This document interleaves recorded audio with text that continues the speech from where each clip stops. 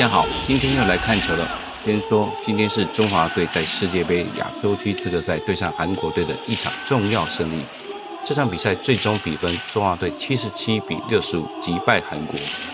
整场比赛除了开局之外，中华队几乎一路掌控节奏。我们从3个关键面向来分析这场比赛。第一个重点，防守成功压制韩国进攻。这场比赛最关键的一点就是中华队的防守强度。韩国这场比赛23投73中，命中率只有31.5%。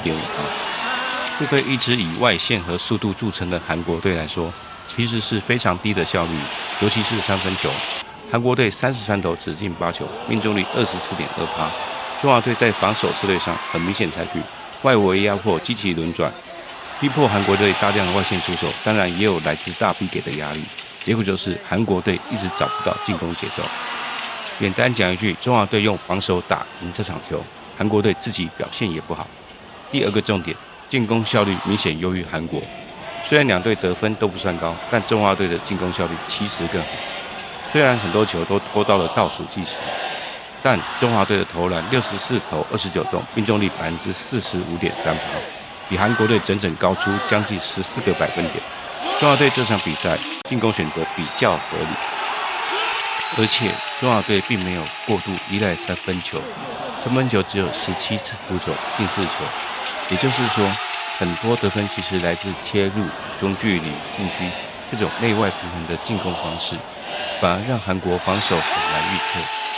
第3个重点，控制失误与节奏。另外一个很关键的数据，失误，韩国17次。中华队11次，中华队在控球与节奏上做得更好。韩国虽然在篮板球43-39稍微领先，但因为失误太多，很多进攻机会都被自己浪费掉了，所以整体比赛节奏反而被中华队掌控。再来，让我们看看5分走势。第1节，中华队21-18领先；第2节，中华队再拉开差距，到中场以43-33领先10分。第3节，韩国试图追分，但中华队始终保持大约10分的左右领先，最终以77-65稳定收下胜利。这场比赛其实很重要，因为韩国长期都是亚洲传统强队之一，在两队的对战历史上，韩国的胜场其实更多。中华队只要未来能够维持这样的防守强度与团队打法，在接下来的世界杯其实是非常有机会持续打出好成绩的。接下来，让我们谈谈在3月1号对上中国队的这场比赛。这场比赛的难度会比韩国更高，中国队的特色跟韩国完全不同。